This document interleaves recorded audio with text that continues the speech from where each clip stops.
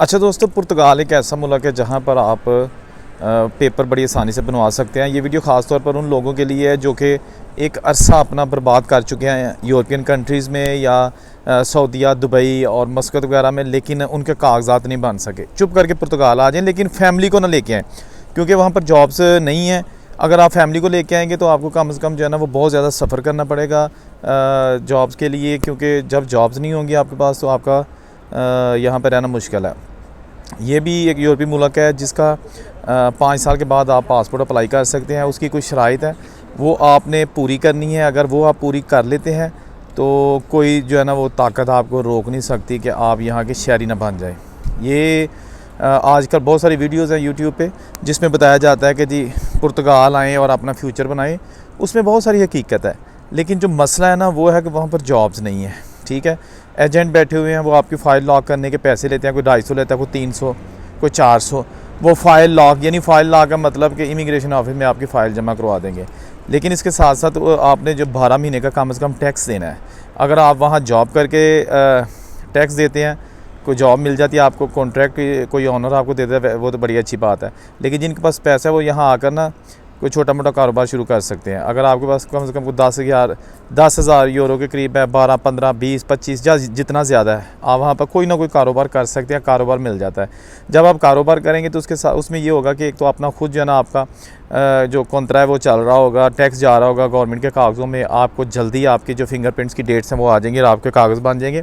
इसके साथ साथ आप कॉन्ट्रैक्ट भेज भी सकते हैं, यानी कि अगर किसी को कॉन्ट्रैक्ट चाहिए, वो इटली में रहता है लेकिन वो चाहता है कि मैं ज़ाहिर करूँ कि मैं पुर्तगाल में हूँ और अपना जॉब करके टैक्स दे रहा हूँ, तो आप उसको अपना कॉन्ट्रैक्ट भी दे सकते हैं कि हाँ ये बंदा मेरे पास जॉब कर रहा है। लेकिन टैक्स वो बंदा इटली वाला आपको देगा हर महीने, और आप उसका टैक्स अपने बिहाफ पे जमा करवाया करेंगे। जबकि आपने जो कॉन्ट्रैक्ट सेल करना है उसकी कीमत भी 800,000 यूरो जो है ना वो बन जाती है। तो पुर्तगाल में चक्कर लगा के सिर्फ ये देखने के लिए कि हालात कैसे हैं, ग्राउंड रियलिटी कैसी है, क्या वाकई वहाँ पर लोग जो है ना वो जो परेशान है या उनकी जो कागज़ बनने की रेशियो क्या है। तो वाकई ऐसा था, काफ़ी लोग परेशान थे। रहाइश के प्रॉब्लम है क्योंकि वहाँ पर रहाइश नहीं मिलती। शेयरिंग में 6-6 लड़के एक कमरे में रहते हैं, और उसके साथ साथ जो फैमिलीज़ हैं उनके लिए बड़ा मसला होता है, क्योंकि फैमिलीज़ जो है ना, जो बीवी बच्चों के साथ बंदा वहाँ चला जाता है तो उनके लिए मसला ये है कि वो बड़ा महंगा मकान मिलता है और शेयरिंग में वो रह नहीं सकते, क्योंकि शेयरिंग में जो है ना वो आपको पता ही है कि देसी लोगों के साथ फैमिलीज़ का रहना थोड़ा सा जो है ना वो अजीब समझा जाता है।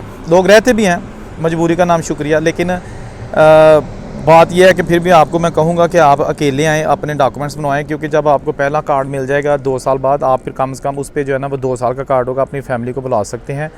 और वो उस 2 साल के बाद आपको फिर 3 साल का TRC कार्ड मिलेगा।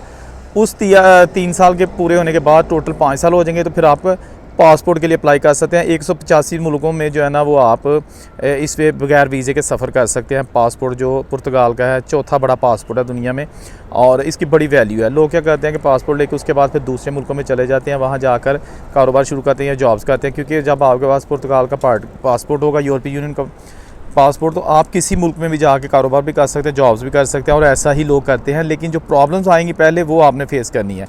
Dubai, Muscat, Oman, Saudia, Abu Dhabi, जो लोग इन शहरों में अभी रह रहे हैं 20-20 साल से और बड़ा पैसा उन्होंने बना लिया, लेकिन वो चाहते हैं कि किसी यूरोपीय कंट्री का उनके पास पासपोर्ट भी हो, ताकि जब मर्ज़ी वक्त ज़रूरत बगैर टिकट लिए वो यूरोप आ सके, बगैर वीज़ा लगवाए वो टिकट जस्ट लें और यूरोप आ जाए। तो मेरा ख्याल है ये सौदा महंगा नहीं है।